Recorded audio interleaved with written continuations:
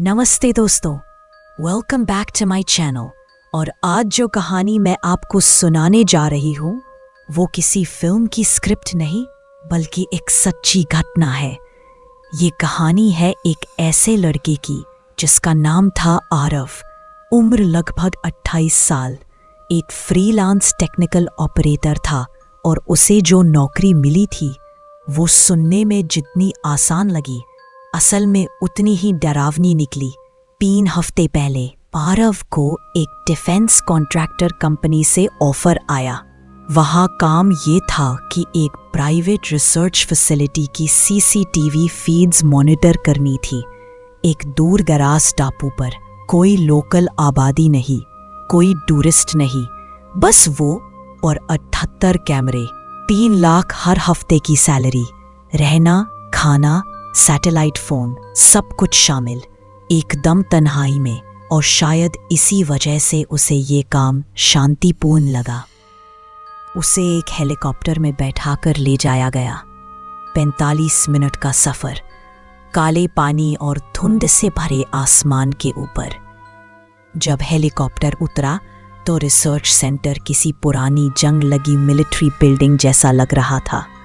ठोस सीमेंट की इमारतें, मुड़ी हुई पेड़ की टहनियाँ और आसमान की ओर इशारा करते एंटीना जैसे मरे हुए हाथ हों।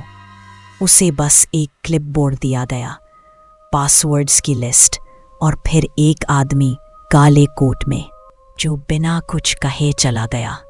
आरव अब अकेला था और उसका एक ही काम था, कैमरे देखना।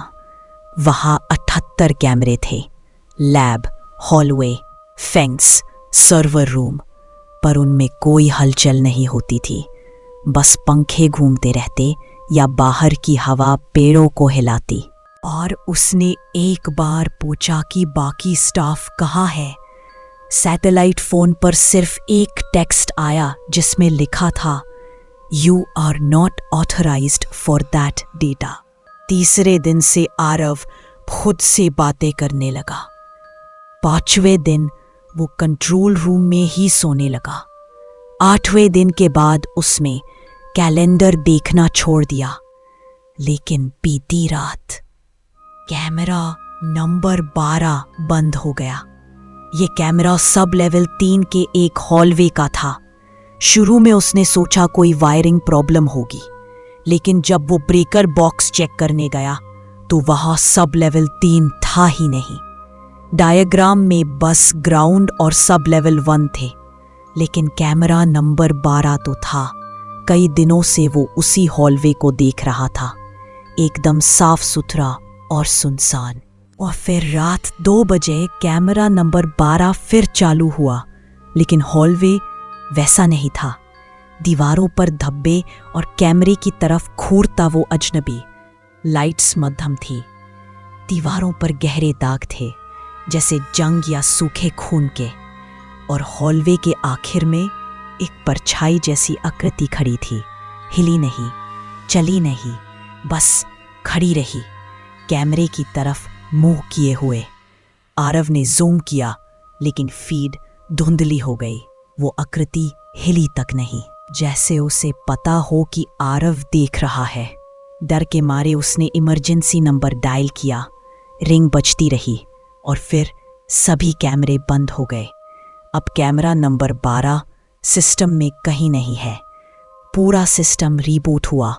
जब फीड वापस आई, कैमरा 12 गायब था, जैसे वो कभी था ही नहीं। और अगली सुबह आरव ने टापू छोड़ने की कोशिश की। हेलीपैड वही था, लेकिन सैटेलाइट फोन पर नो लिंक लिखा आ रहा था। रेडियो भी काम नहीं कर रहा था, लेकिन जनरेटर और बिजली सब सही थी। वो अकेला था, लेकिन सबसे डरावनी बात ये थी कि अब उसे यहाँ 3 महीने हो चुके थे और खाने पीने के डिब्बे जो वो अभी खोलने वाला नहीं था, वो बाद के लिए खाने का स्टॉक था। लेकिन वो सब डब्बे पहले से ही खुले हुए थे और खाली भी थे। शायद यही उसका असली काम था। शायद उसका असली काम कैमरे देखना नहीं था। शायद उसे वहां सिर्फ रहने के लिए रखा गया था। और अब उसे दीवारों के पीछे से एक अजीब सी आवाज़ सुनाई देती है, जैसे कोई मशीन के अंदर से गा रहा हो, एक लोरी, धीमी, डरावनी।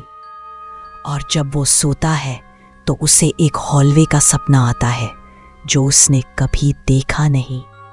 उसी तरह की टाइल्स, वही मध्यम लाइट्स और आखिर में एक आकृति जो बस खड़ी रहती है, उसे देखती है जैसे उसका इंतज़ार कर रही हो।